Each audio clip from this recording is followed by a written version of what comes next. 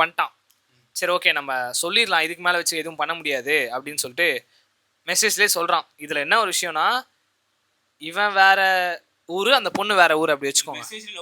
மெசேஜ்லேயே சொல்கிறான், கால் பண்ணி கூட சொல்லலை. ஏன்னா பயம், ஏன்னா பிளாக் பண்ணிட்டானா, பேசாமலே போயிட்டானா அப்படின்ற ஒரு பயம்.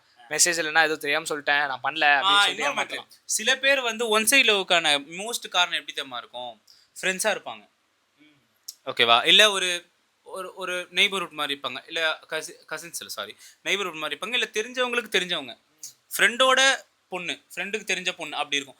ஏன் லவ்வை சொல்ல மாட்டாங்கன்னா, இருக்கிற ஃப்ரெண்ட்ஷிப்பும் போயிடுமோ, பேசுகிற கான்வர்சேஷனும் போயிடுமோ.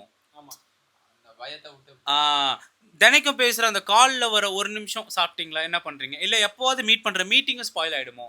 நம்ம லவ்வை சொல்லி நம்ம லவ்வை சொன்னோன்னா அவங்க எப்படி எடுத்துப்பாங்க, பிரிஞ்சு போயிடுவாங்களோ.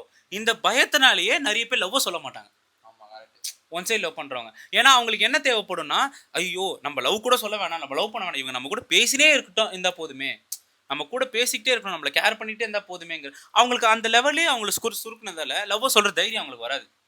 சொல்லாத காதலா உள்ளார மோதலா